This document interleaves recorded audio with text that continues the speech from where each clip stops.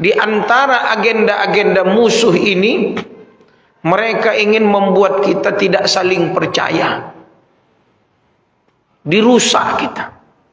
Sesama ulama dirusak. Sesama organisasi dirusak. Sesama afiliasi dibuat perpecahan. Sudah dimunculkan ide gagasan dari Kementerian Pendidikan bahwa alur pendidikan nasional hingga 2035 tidak lagi menggunakan agama, tapi hanya menggunakan akhlak dan budaya. Itu dia, coba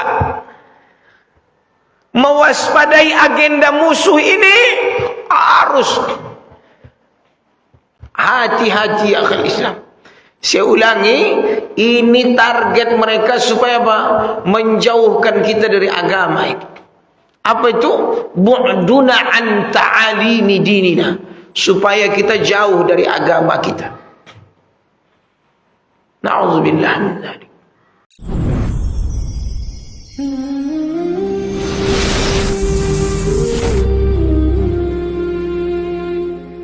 Alhamdulillahi rabbil alamin. Assalatu wassalamu ala ashrafil anbiya'i wal mursalin wa ala alihi wa ashabihi ajma'in, amma ba'd.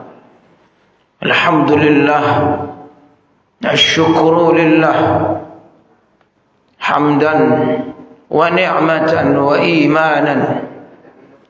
Walhamdulillah wa hadana lihada wa ma kunna linahtadiya laula an hadana Allah.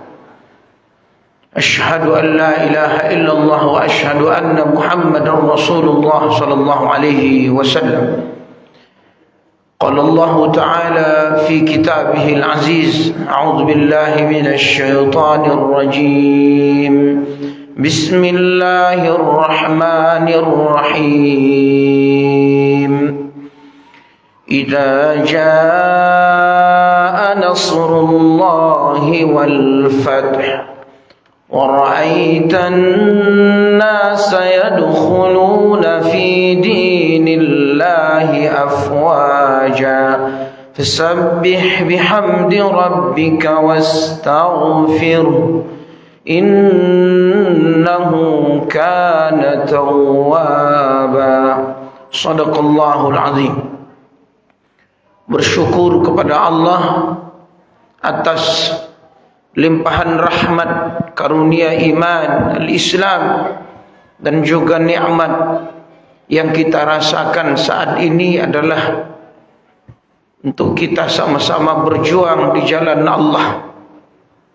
Dan dimulai dari majalisil ilm, menuntut ilmu, dan kita saling nasihat menasihati, dan kita melakukan ribat, adanya ikatan sesama hati umat Islam, adanya kekompakan, terutama untuk menjayakan, dan harus ada di benak kita umat Islam bahwa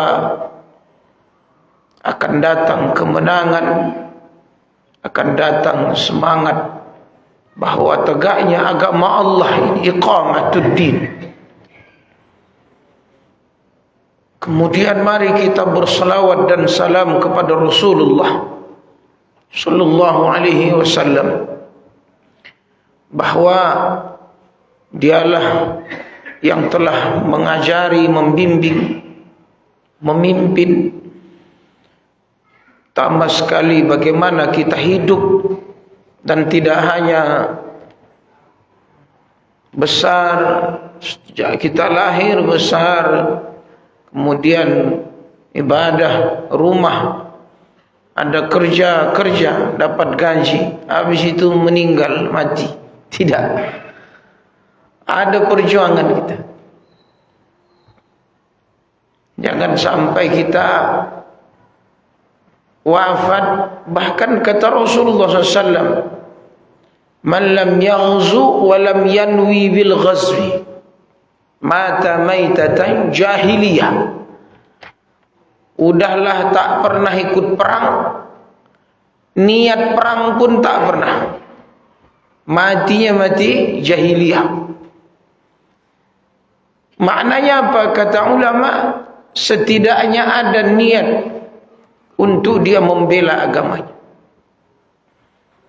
Baik, saya akan menyampaikan satu tema. Seyogyanya hari ini saya di Masjid Mukminin, hari Rabu pekan ketiga. Judulnya Fiqhus Siyasah, fikih politik. Ada yang meninggal, rupanya takziah. Begitu tadi saya ada kedatangan tamu di rumah, sambil makan di rumah, ada yang menelpon saya. Bisa kira-kira nak maghrib ini Masjid Thayyibah. Ya, Masya Allah. Baik, saya izin atau nenek, ayah, ibunda dan seluruh pengurus Masjid At-Thayyibah, izinkan kami dimajukan selangkah ini, duduk pula di depan. Sementara atau awak aja jenggotnya udah putih, awak masih hitam, suruh di atas. Ya. Dan saya tengok ini orang-orang yang sering tawaf, saya tengok ini yang dari masjid ke masjid. Luar biasa.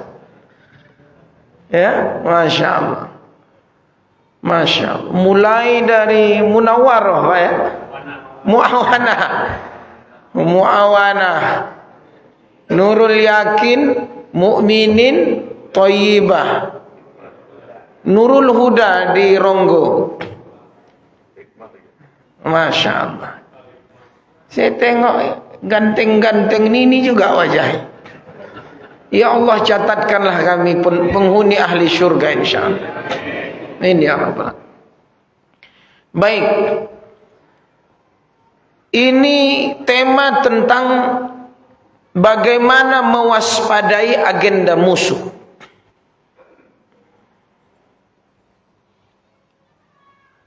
Saya ulang muqaddimah saya, harus ada di benak kita ini bahwa kita termasuk orang yang memenangkan Islam. Harus ada. Setidaknya kita harus berpihak. Ada keberpihakan kita ini. Dan Allah berjanji, Allah janjinya di surah An-Nur, wa'adallahu allazina amanu minkum wa amilus salihat. Janji Allah kepada orang yang amanu minkum wa amilus salihat. Coba perhatikan. Ulama tafsir mengatakan, kenapa ada kalimat litab'id minkum? Bermakna, kata ulama, orang beriman ini ada tingkatan-tingkatan, leveling. Ada orang beriman duduk-duduk ya kerja. Ada orang beriman hanya mendengar saja. Tapi ada orang yang beriman, kata Allah, minkum wa amilus salihat. Ada lagi dalam Al-Quran disebutkan, kata Allah begini, A'udzubillahi minasyaitonir rajim. Minal mu'minina rijalun sadaqu ma ahadullaha alaihi faminhum man qada nahbah wa minhum man yantazir. Ada di antara orang-orang beriman itu rijalun sadaqu, pemuda, mereka yang gagah perkasa. Tapi apa yang perkasanya? Sadaku, mereka percaya apa yang Allah janjikan kepada mereka. Ada yang gugur, mangqadha nahbah, ada yang menunggu. Di surah An-Nur ini kata Allah, la yastakhlifannahum fil ardh. Orang beriman dan beramal saleh di antara orang-orang yang beriman itu, Allah akan kuasakan mereka di muka bumi ini. Sebagaimana Allah menguasakan orang-orang sebelum mereka. Kama stakhlafal ladzina min qabli. Wala yumakkinanna lahum dinahumul ladzi irtada lahum wala yubaddilannahum min ba'di khawfihim amna ya'budunani la yusyrikuna bi syai'an. Maka kata ulama, untuk mengembalikan kejayaan Islam ini sebenarnya bukan susah. Kembalikan aja mereka kepada, untuk mereka mempelajari agama ini. Karena kekalahan kita hari ini bu'duna an ta'alimi dinina, karena kita jauh dari agama kita.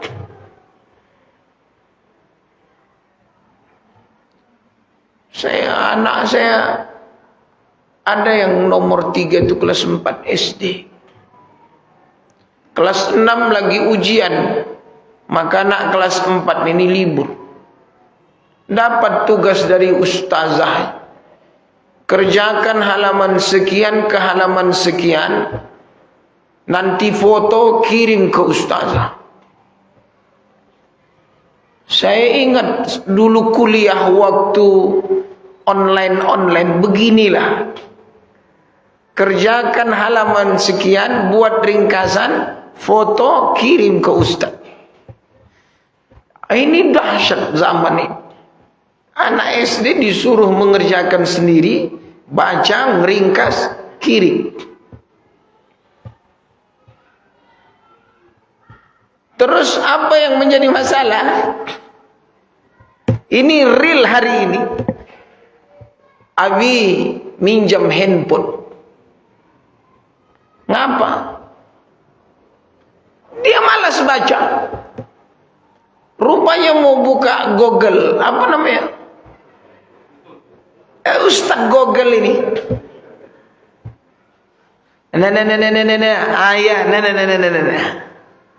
Baca, saya bilang. Oh, baru dibacanya. Suruh ngafal hadis, dihafalnya. Hafal. Nah, Anda mau Google, saya bilang ngamuk dia. Nanti lama ya, lama. Kau harus tahu enggak, telur dadar itu bukan langsung plak. Dibeli dulu. Diambil periuk dulu, apa namanya? Kuali dulu. Panaskan dulu minyaknya, baru diambil telur ceplok. Artinya apa? Hari ini banyak generasi ini tak mau menjalani proses.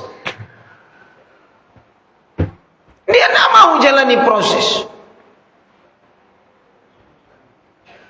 Instan, kata Atok ini instan. Tanya orang dulu, kalau mau dapat santan itu mengkait kelapa, menyula dulu, disula dulu, baru ditimang, baru diambil kukuran yang macam kuda itu, baru dikukur.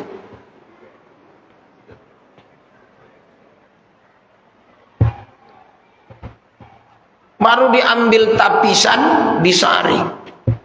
Anak sekarang tidak. Ya ada PR, minjam HP. Ditanyanya Google itu.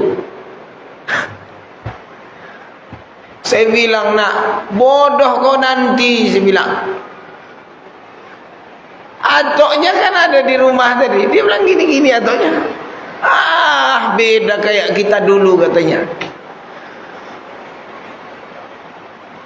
Coba itu.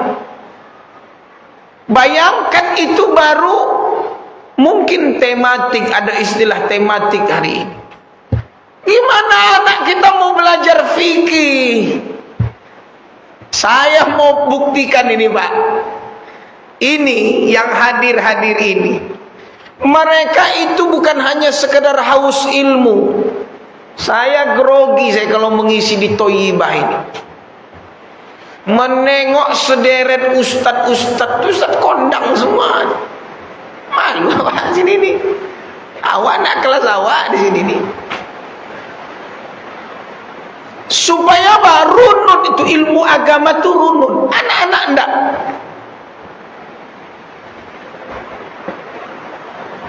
Akidah, ibadah, akhlak, akal, hati, perut. Saya bilang ke anak ini, nah, nanti kita kalah saing sama musuh. Waspadai, karena ini zaman pembodohan generasi. Saya bilang, salah satunya untuk menjauhkan kita anak-anak ini dari minat membaca. Coba bapak dapat tulisan di WA, apa baca tuh atau langsung tanggal berapa, jam berapa, di mana, udah scroll. Coba, apa kita baca? Assalamualaikum, alhamdulillah. Bapak buka info tausiah Pekanbaru. Apa bapak baca dari assalamualaikum sampai penutup? Hah? Ustadznya siapa? Masjid mana? Kajiannya apa? Ring. Coba.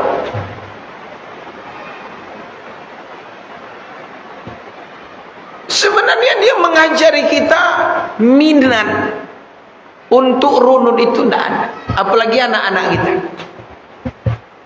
Ini dahsyat. Akhirnya apa kata ulama? Ini zaman supaya menggiring umat Islam masuk ke liang-liang dosa ini. Tengok olahraga, tengok nanti ada ceramah, tengok ada hewan, tengok ada pula politik, tengok habis itu datang perempuan tak berbaju, datang ini, habis.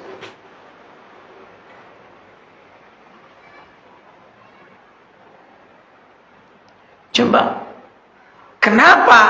Ini saya kasih tema mewaspadai agenda musuh. Kenapa? Setan ini tahu kalau kita lemah iman kita, kita akan asing dengan agama kita. Dia di situ perang. Seseorang mau mengikuti kehendak setan, konten negatif ini, makin jauh dia dari agama Allah, maka maksiat bergelimang, maksiat rusak. Allah tentang akhir zaman itu. Saya pernah mengisi fikih salat di kantor pajak. Pembahasan pertama saya ambil tentang khusyuk. Di zaman ini saya bilang, kata Nabi, awwalu ma yurfa wa yunza, yang diangkat dan dicabut dari hati seorang itu adalah apa? Khusyuk.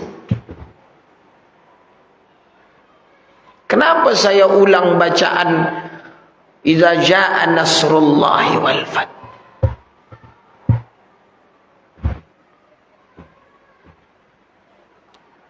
Setidaknya ada yang kita ingat, surah, ayat yang dibaca ketika sholat itu. Jangan lewat aja. Coba tanya balik anak kita besok, ikut dia. Rakaat pertama imam baca apa? Rakaat kedua apa?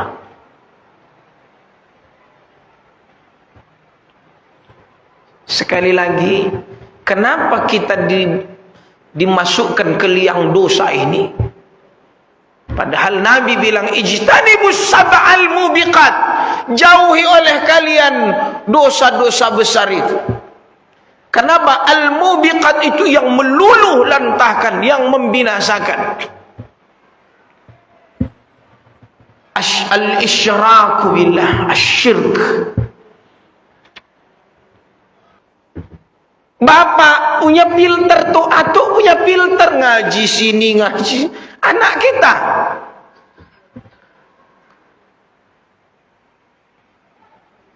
Siapa yang bisa menjamin anak yang dididik oleh TikTok, anak yang dididik oleh Instagram, anak yang dididik oleh misalkan YouTube, Facebook ini besok selamat akidahnya?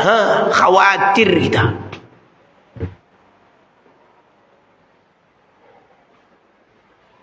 Coba kalau tak percaya, sering kami mengingatkan, cuman bingung melapornya kemana. Coba buka Google sama Chrome itu. Di awal diletaknya nonton film bokep, nonton inilah install ini, itu terus. Itu dinaikkan rating teratas di Google. Makanya saya bilang anak saya, jangan buka Google, baca. Dia belum ngerti. Maksud saya, kalau dia membuka, takutnya nampak barang nih. Iya, kalau di depan kita, dia punya HP, wifi, itu rating teratas, Bapak Ibu, adalah apa? Program perzinahan. Di antara 7 yang meluluh lantahkan itu, selain syirik, adalah perzinahan. Memakan harta anak yatim, uququl walidain, durhaka kepada orang tua, memakan riba. Coba mau kita apain? Semua yang meluluh lantahkan ini ratingnya tertinggi di negeri ini.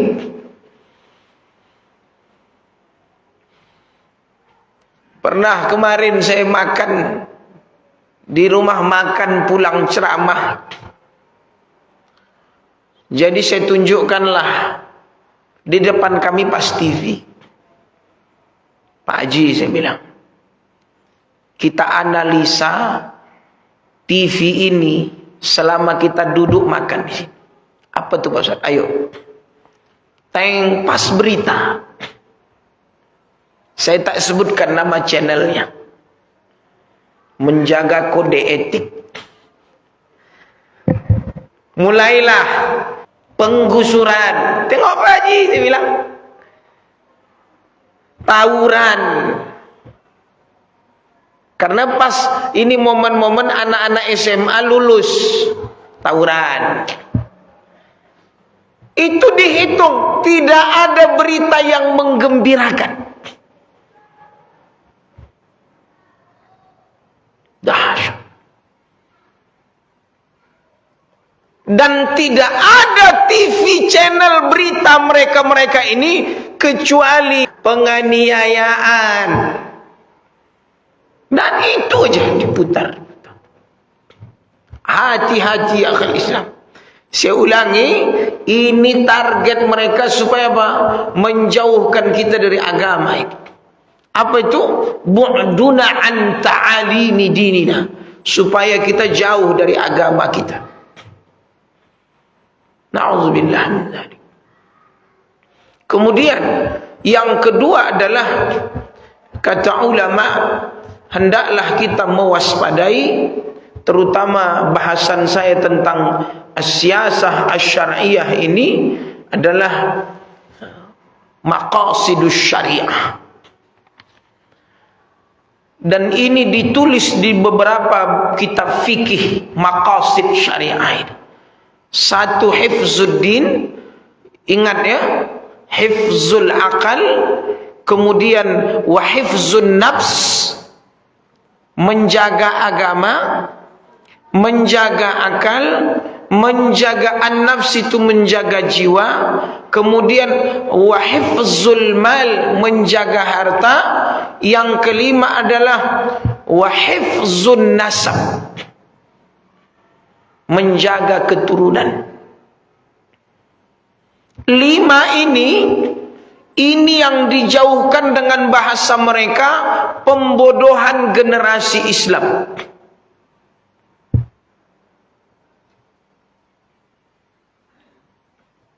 Hifzuddin, yang mereka ifsaduddin, perusak agama. Wa hifzul akal, merusak akal. Kemudian apa?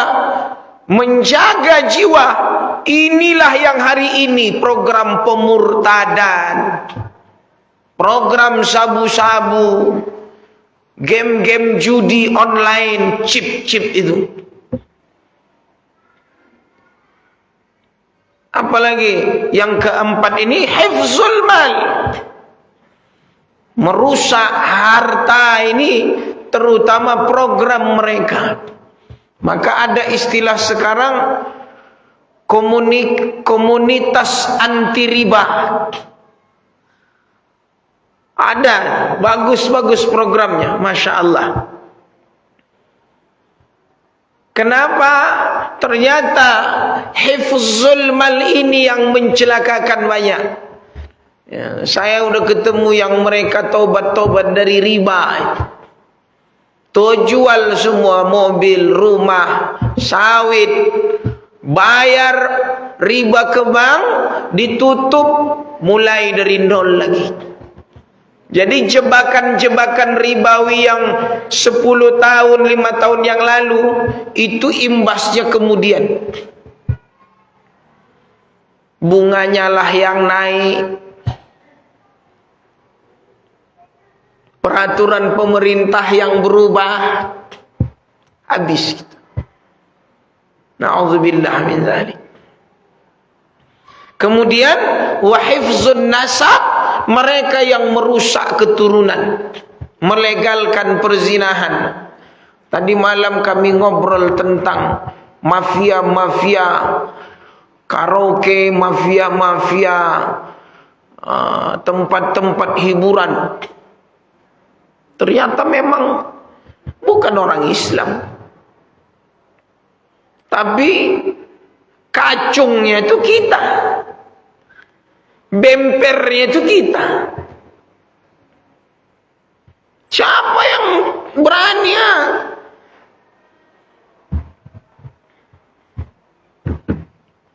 Habis kita. Ada kemarin jamaah tuh cerita, bulan puasa keluar dari mall jam 4 subuh, perempuan-perempuan. Habis. Ini. Pertanyaannya, coba lihat. Bagaimana nanti anak kita di Riau Pekanbaru ini 5-10 tahun yang akan datang? Dia yang akan menikah, dia yang akan punya anak, dia yang mau jadi RT, RW, imam masjid, muazin. Maka disebut pembodohan generasi itu bukan sekarang. Saya ulang sekali lagi, Bu.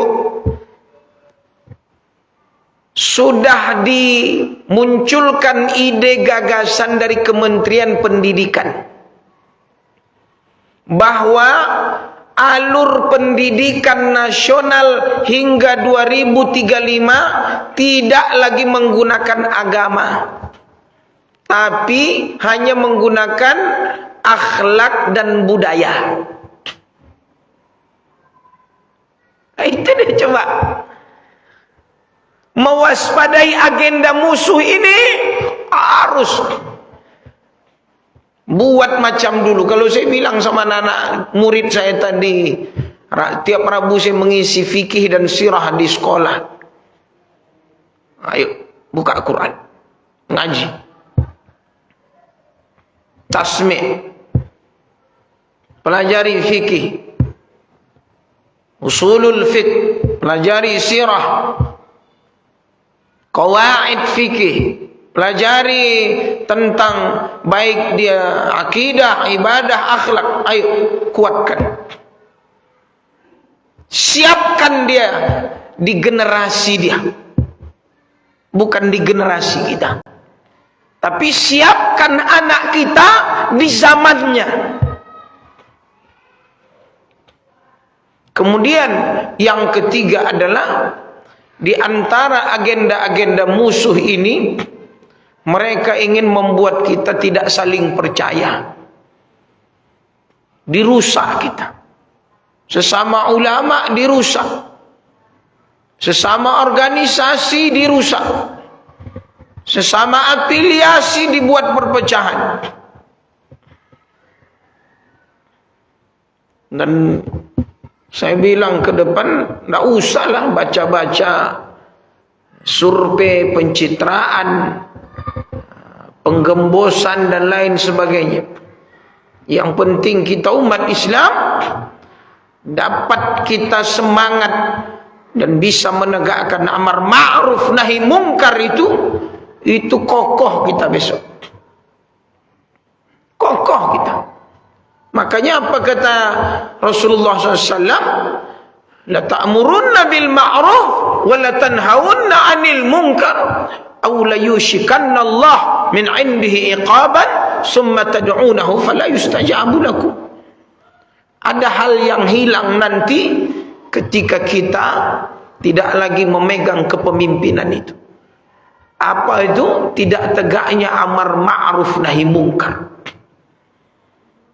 Sulit untuk menegur orang, sulit untuk yang baik itu baik, yang mungkar itu mungkar. Nah, sulit gitu.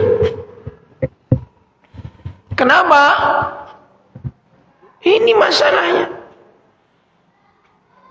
Habis dicekokin, dirusak akhlak anak-anak kita, dibuat dia larut dalam kemaksiatan. Sehingga apa kata ulama, yang paling dahsyat itu, dan ini senyap, terutama yang ada di Jawa yang kita dengar kabarnya, yang hari ini yang dahsyat berjalan itu pemurtadan.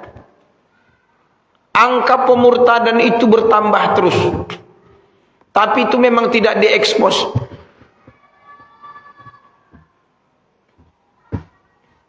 Saya pernah ceramah di Muawanah. Penambahan masjid kita sejak 10 tahun ini hanya 60%. Dibanding angka mereka gereja dan sebagainya itu hampir 300% se-Indonesia. Coba. Dari dulu kita kalau mau ke Sumbar, mau ke Rengat, mau ke Medan, yang nambah masjid yang dulu pancang-pancangnya belum siap, masih minta duit juga sampai sekarang. Pergi kita ke jalan pesantren, sebelum pesantren Al-Ikhwan, sebelum udah berdiri itu, megah-megah. Coba. Ada yang kita khawatirkan, apa itu? Ketika tidak tegak amar ma'ruf nahi mungkar, apa kata Nabi? Suatu saat nanti kalian akan melihat yang mungkar itu ma'ruf, yang ma'ruf itu mungkar. Na'udzubillah min dzalik. Tadi malam saya ceramah di Nurul Yakin. Saya masih ingat. Saya bilang ke Pak Wagub, Pak Edi, kami selaku dia penasehat, orang yang punya juga jabatan, hati-hati agenda musuh. Saya bilang begini, ke depan ini pernah terjadi di beberapa negara. Masjid diberi proyek.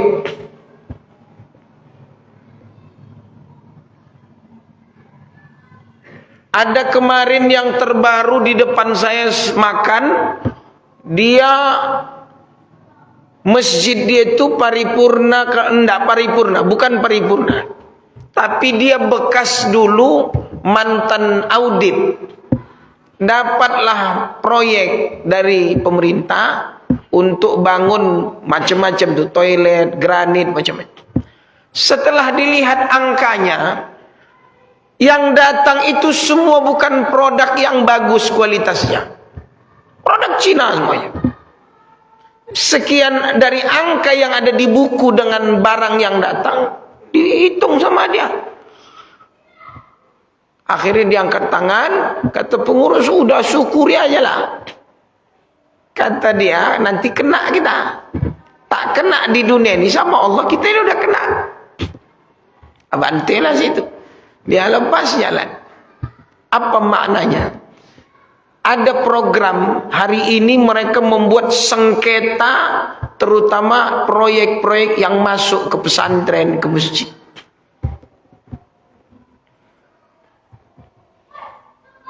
Besok kita mau masuk masjid, teonggok polis lain itu di masjid. Gimana? Berani masuk situ? Hati-hati.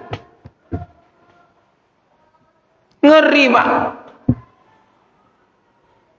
Terjadi di beberapa negara, berganti pemerintahannya sekuler, yang tanah-tanah yang ada di lingkungan umat Islam itu dirata sama dia. Dibangunnya rumah ini, dibangunnya itu.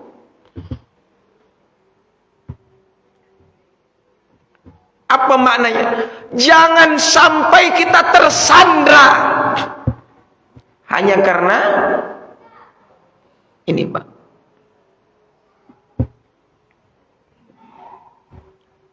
Hadisnya apa kata Nabi? Lihat apa dahsyatnya, bagaimana makar itu. La taqumus sa'ah hatta talhaq qabailu min ummati bil musyrikin wa hatta ya'budul awsan. Tidak akan terjadi hari kiamat kata Nabi sehingga ada sebahagian dari umat ini yang dia bergabung dengan orang-orang musyrik. Bahkan bukan hanya bergabung, wa hatta ya'budul awsan, bahkan mereka sanggup menyembah patung-patung. Gimana itu? Tersandra, Pak. Awak mau menengok istri awak di penjara. Kata dia, "Ting, kau bebas." Tapi udah dicucuk hidungnya. Kau harus begini, kau harus begini, kau harus begini. Besok bapak nengok berita. Wih, partainya lambangnya ini.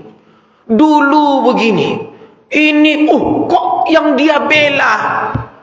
Kok dia berpihak? Kok dia ini? Kok dia ini? Itu yang terjadi ke depan. Itu hebat cara mereka. Ini, Pak.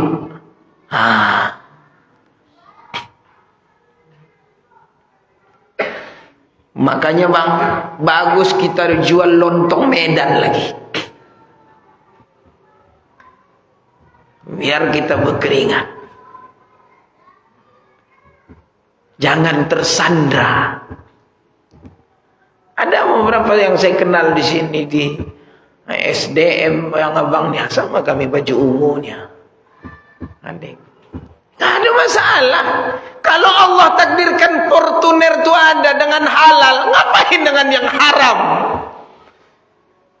Kalau Allah takdirkan kita punya rumah yang bagus dengan cara yang halal, ngapain yang haram? Santai aja.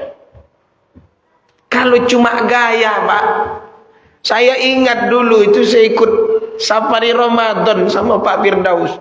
Kawan-kawan yang kepala dinas itu masih saya kenal, kawan. Anaknya sekolah di mana kita kenal akrab. Keislamannya begitu berganti hilang tuh. Padahal golongannya 4 ke atas itu. Makanya saya bilang, siapkan generasi kita, plan A-nya, plan B-nya, itu memang hafiz Quran. Kokoh akidahnya. bagus akhlaknya. Jadi besok nggak ada choice bagi mereka kecuali memilih anak-anak kita yang semuanya baik. Masya Allah. Itu dahsyat itu. Siapkan, Pak. Tuh, kita siapkan tuh. Ini dahsyat. Makanya ada kata ulama, baina siyasati wa da'wah wa riasah, ini adalah antara tanggung jawab kita nanti di hadapan Allah. Ada ribuan orang Suriah di tenda disiapkan oleh Erdogan, hidup di bawah cengkeraman. Kalau lepas dari Turki disambut sama orang-orang Syiah itu. Hari ini Turki lagi genting-gentingnya. Sedih itu. Sedih itu. Maka apa kata ulama, baina siyasah wa dakwah, antara politik sama dakwah ini, supaya kelak ada orang-orang yang duduk meraih tempat-tempat strategis negeri ini. Jadi atau boleh mengaji di Thayyibah, Nurul Yakin, Muawanah, Nurul Huda. Anak kita harus bintang, Pak. Anak kita harus TNI-nya memang juga. Besok dia beriman, takwa, dia bela agamanya. Itu saya dengar doktrinnya langsung, ada mereka yang didoktrin itu. Bukan kita umat Islam. Begitu, Pak. Tadi malam saya cerita, saya tanya Bang Romi, siapa ini? Kenal dia semuanya. Sampai saya buka, ini siapa Bang? Ini tetangga saya. Dan dia bukan Muslim. Saya bilang, saya kenal nih Ustaz. Dia inilah yang sekarang di backing ini. Tak berani ada yang menyentuh dia. Ini anak pisip ini, saya bilang, ini tetangga saya, bukan Muslim. Tapi semua di belakangnya Muslim. Pengkaderan mereka silent. Begitu untuk menjaga mereka. Pak, kita jaga ini. Anak-anak kita, Bu. Masya Allah. Makanya atuk-atuk kita dulu diajari silat. Diajari kita memang mengaji. Masjid Al-Falah kemarin, kenapa tidak ada lagi film-film Belanda itu diputar? Kenapa tidak ada lagi film-film PKI itu diputar? Anak kita tidak ada tahu dia katanya. Ngeri babi hakal tu. Disampaikan dia semua yang dulu-dulu di sekolah SD kita udah tahu apa kelakuan mereka terhadap negeri kita. Sekarang tidak ada. Sejarah berbalik. Semua tudingan yang ke Pak Anies itu, tudingan yang setahu kami nggak ada hubungan dengan 212, itu seolah-olah terzolimi mereka dengan kasus 212 dan itu. Seolah-olah itulah diambil bahasanya, Pak, pemilih, apa nama istilahnya? Identitas. Disitulah simpulnya ingin dihilangkan identitas agama itu. Nggak boleh kita memilih karena identitas. Akhirnya tadi apa? Hifzuddin itu hilang. Dengan cara apa? Ada zaman terzolimi dengan pemilu, menang umat Islam. Besok kesimpulan tidak boleh memilih karena identitas. Hancur. Na'udzubillah. Baik, saya kira cukup. Mudah-mudahan ada manfaatnya. Mudah-mudahan ada satu kenikmatan, kekuatan, keberpihakan untuk ke depan, bahwa ya kita harus melawan. Apa mundur, takut? Umat itu harus berjuang. Mana yang benar ya dukung, yang salah ya udah. Masa Anda pede mendukung? Dulu dia hina Al-Quran, dulu dia hina agama, dulu dia hina Allah. Sekarang kau ada di situ, apa tak malu? Aneh tengok. Tidak normal orang begini ini. Nauzubillah. Baik, ini saja. Astaghfirullahaladzim. Assalamualaikum warahmatullahi wabarakatuh.